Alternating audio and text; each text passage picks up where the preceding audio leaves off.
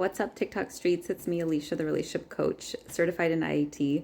I'm back with another cheat sheet from Thais Gibson in the Personal Development School. This is the second page on the Anxious Preoccupied Attachment Style. So if you're not interested, keep scrolling. Otherwise, we're going to get into an attachment style that isn't talked about much on the internet, but it should be because it does fall under one of the insecurely attached people. So really high level, anxious preoccupied attachment style has identified fears based on their core wounds. So they have that underlying feeling of not being good enough. They worry about being rejected or failing.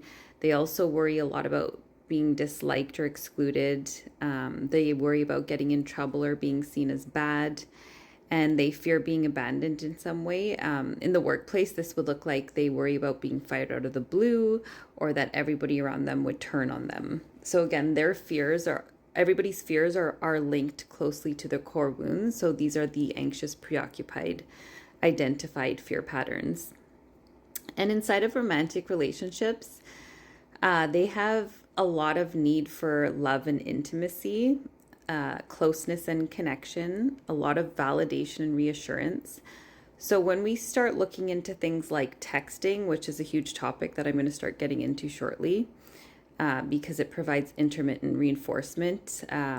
But basically, anxious preoccupieds are the type that will blow up your phone with novel-sized text messages all day, every day, seeking your validation and approval through big, heavy text messages, which if you're like me, that can be very overwhelming and hard to deal with, which is why all of the insecure attachment styles need to do the work to reprogram to become secure, because everybody's threatening everybody's well-being at the end of the day with their behaviors and coping mechanisms.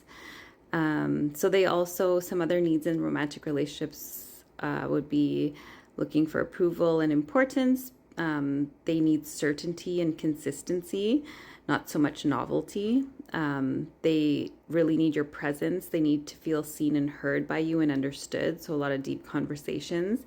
Again, they always want to feel included and in community. They like collaboration and teamwork. And then behavioral coping mechanisms and how they handle conflict. So again, anxious, preoccupied individuals are people pleasers. So they're often avoiding conflict because they people please, or they people please to avoid conflict, I should say. If there is conflict, they're quick to work through it and resolve it between people. In work, they focus more on interpersonal conflict than work conflict. So try to avoid drama and things like that. They worry more about how promotions affect their personal dynamics. And how conflict impacts them deeply. They're flexible and willing to discuss and resolve conflict more easier than the other insecurely attached folks. They're often willing to communicate if a conflict has already taken place. They're effective compromisers, likely to put their needs for approval from others ahead of their own, which looks good on the surface, but in hindsight, that will backfire.